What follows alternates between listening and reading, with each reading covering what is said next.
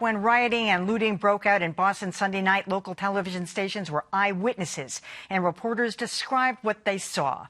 But in recent days, the media has come under fire for suggesting that some of the protesters turned violent once night came. And so far, it's unclear who's right.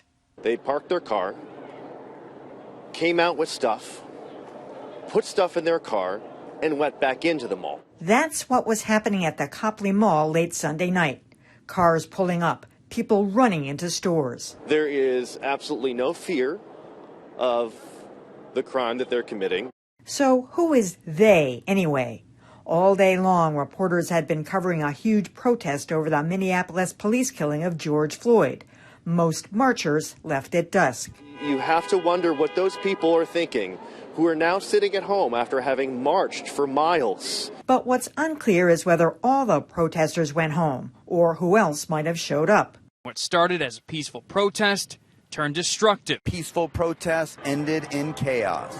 And that's true, as is this observation from Back Bay resident William Golden. They came in fleets of 5-6 cars at a time. They parked up and down the street. They were organized, they had leaders, they knew exactly the stores they wanted to go to. And that's the other narrative, organized gangs. But the media has come under fire for suggesting some of the earlier protesters might have been involved. In one letter to the New York Times, a woman wrote, "I'm pained that the Times and other media outlets continue to present the looters as a rogue element of those who are protesting George Floyd's very public murder. Except it's possible there was a rogue element. When I put these questions to a Boston police spokesman, they said, we just don't know. Let's hope we find out." Well, Jorge, you've been on the street for many, many years. You retired a year ago. But first of all, I want to say I thought the reporters, all of them, did a fantastic job Sunday night in a really tense breaking news situation. And they weren't trying to characterize the looters as anything. But I heard Ed Davis say on television that night that it was a way to track these people down. There's a way to find out who they were. The police released names of 53 people who were arrested. 27 of them were from Boston. But they didn't identify anything about them, what their motives were, what their associations were. Personally, I think it's important that they do. Do you? Absolutely. And I think I did see some reporting where the names of some of these people were traced, and some of them definitely had some criminal background. I think it's not mutually exclusive to support what the protesters were doing and to absolutely be ashamed, embarrassed, and absolutely angry about what the looters were doing. I believe, it seems to me, that overwhelmingly the protesters, from what I saw all day, I was watching TV like everybody else. I was not there. Seemed absolutely, very peaceful. Come nighttime, there was a different element that stayed.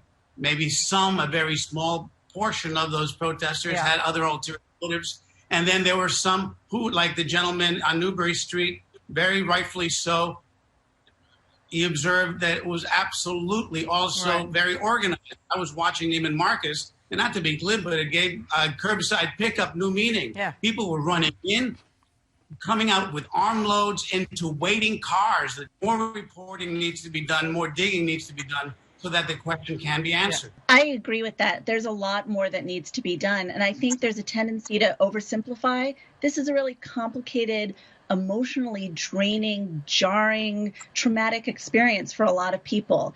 We really want to find a place to put the blame. But it's possible that it's like a Venn diagram. You've got the peaceful protesters, you've got the looters, you've got the violent elements, but the overlap between those three circles isn't necessarily very big. But there is this desire, especially when you're watching what's unfolding, to attribute all actions to everyone you see. Yeah, I mean, it doesn't seem logical to me that the thousands of people who showed up at peaceful protests during the day would have hung around and then started looting once the sun went down. I agree with Jorge that there may have been a small number of them who did that. But for the most part, this just seems like a different group. The other thing that I want to mention is that Mayor Walsh essentially tried to suggest that the violent protesters were outside agitators. And, of that list of 53 people who were arrested, every one of them was from the region. I think Portland, Maine was the farthest away any of them was. So this was homegrown. Yeah, 27 of them were from Boston itself. All right, so there is a difference between infiltrators and outside agitators. I agree. They seem to be mostly from Boston. I believe there was an organized group who decided to infiltrate the movement, the peaceful protests of those who had something to say about the moment after George Floyd's death.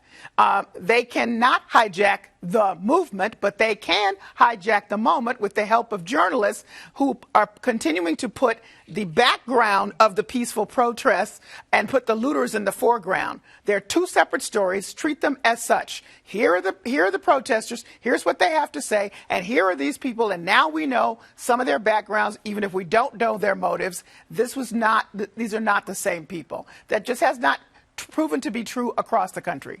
Well, Callie, I think that's the point, that it seems to me that the Boston police and others, the FBI is apparently looking into this, that they need to make that determination. So we're not having this discussion. They need to identify who the groups were, where they came from, and let us know. And by the way, Boston isn't the only one. I understand that. It should be happening across the country, right? I agree with you. I'm just upset about the narrative of that. The overwhelming narrative. Now it's gotten to the point where it's the looter story, and there's the peaceful protesters. We don't even hear much about what's happening in the actual event of the protests because it's all given over to the looters as if it was one big story. It's not.